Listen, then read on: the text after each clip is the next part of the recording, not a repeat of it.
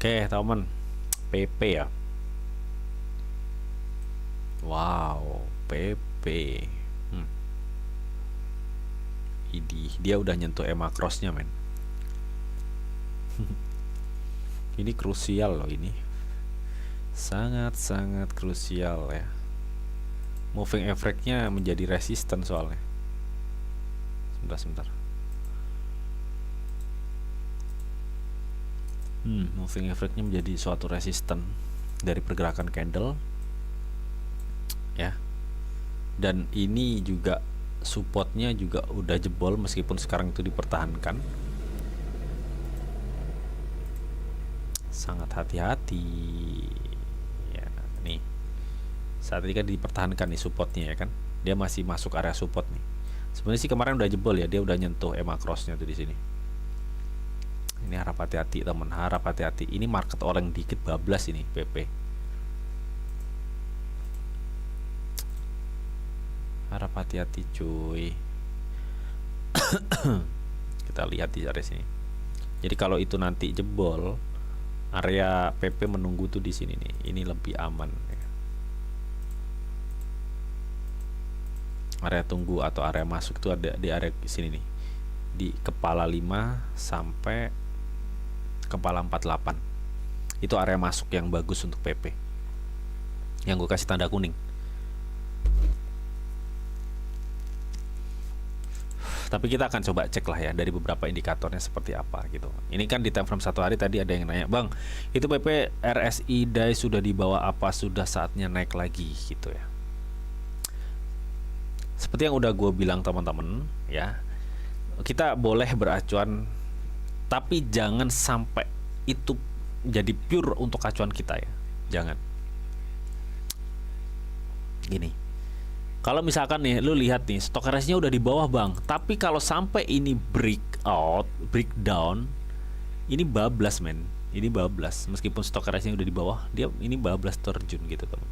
Nah makanya boleh kalian tuh melihat stock RSI, tapi kalian jangan lupa kalian juga harus melihat support resisten di candlenya ini.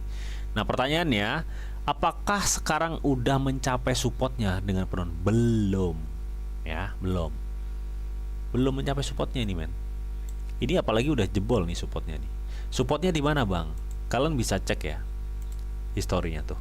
Dia ada triple shadow itu di 5 November. Itu di area mana? Kepala 0,0052. Berarti mana supportnya? Supportnya bisa jadi di sini. Kok bisa jadi bang? Ya di sini supportnya. Ini nyentuh mana? Area kuning kan? Dimana ini adalah area demand yang kita jelaskan tadi.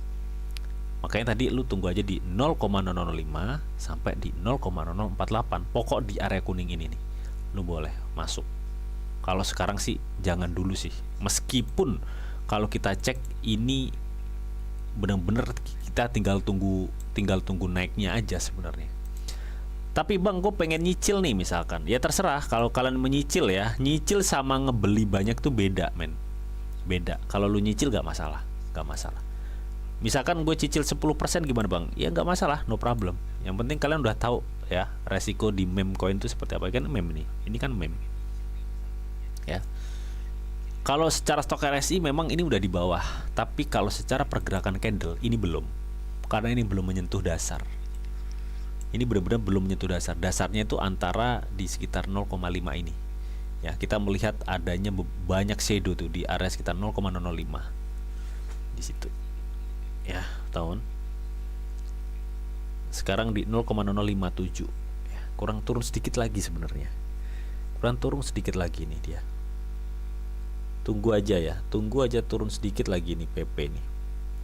Lu nyicil gak masalah sih, sekarang lu masuk nyicil gak masalah, tapi gue pikir tunggu aja sedikit lagi nih turun ya. Gue pikir seperti itu sih untuk PP ya. Karena apa? Karena gue belum melihat adanya volume transaksi buy di sini. Dan secara persentase ini volume PP itu turun men. Secara persentase itu turun dan rata-rata tuh nge-sell gitu. Makanya meskipun ini stok RSI-nya udah di bawah, tapi ini potensi turunnya tuh masih ada tuh. Volume transaksinya terjun. Oke. Oke, itu untuk time frame 1 hari. Coba kita cek di time frame 4 jam seperti apa.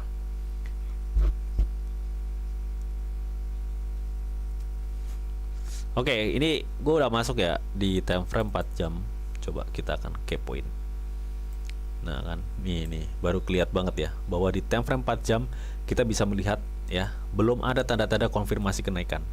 Yang ada untuk moving average sama EMA cross-nya benar-benar masih menjadi suatu resisten dari pergerakan candle PP. Artinya apa? Artinya tekanan PP untuk bisa terjun lagi itu masih kuat.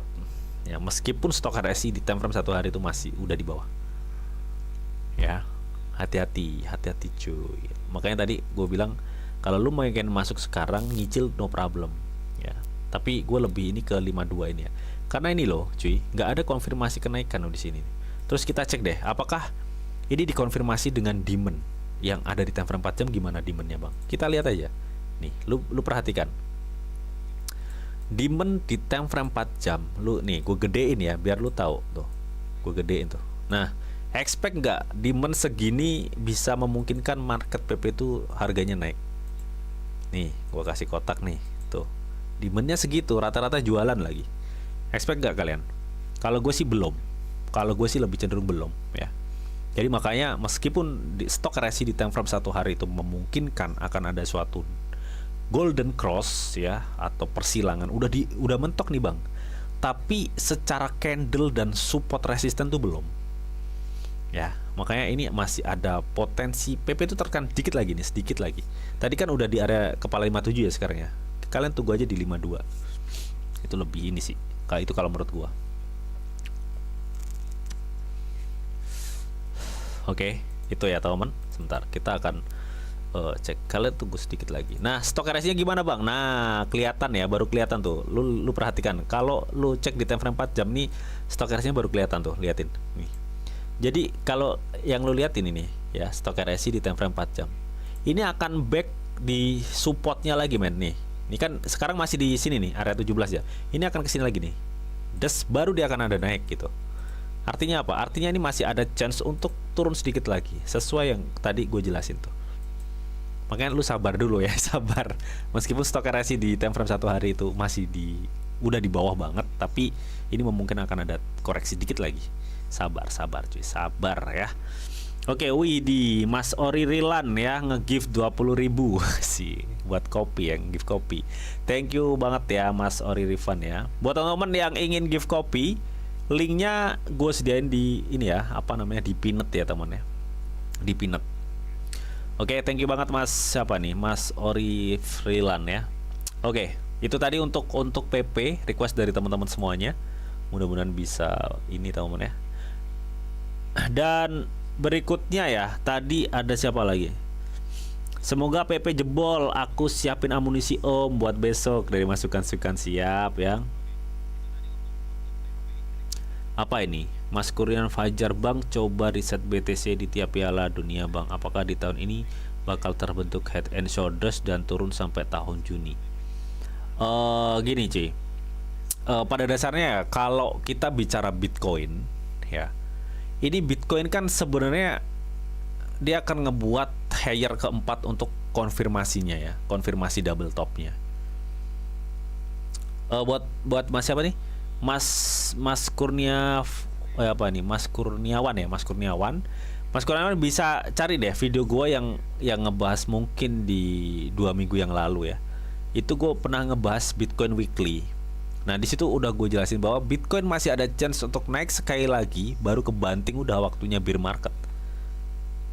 Kita udah di pucuk posisi sekarang, kita itu sebenarnya udah di pucuk, tapi ada chance untuk satu lagi confirm untuk ngebuat suatu double top, baru dia akan kepentok ke bawah ya, atau bear market. Makanya terus ada yang tanya kan di minggu kemarin, bang berarti enaknya kita mulai cicil-cicil Bitcoin tuh kapan bang? Gue bilang di 2027 kuartal 3. Itu udah worth it sih buat teman-teman udah masuk ya. Karena apa? Masuk di 2028 kita udah masuk siklus halving, dan biasanya mau apa? menjelang halving itu pasti akan ada FOMO. Nah, di situ udah kalian bisa panen tuh 20%-nya atau 30%-nya dari kalian yang cicil-cicil sebelum-sebelumnya. Jadi seperti itu ya, teman-teman. Oke, ya. Itu tadi untuk PP ya. Dan kita lanjut tadi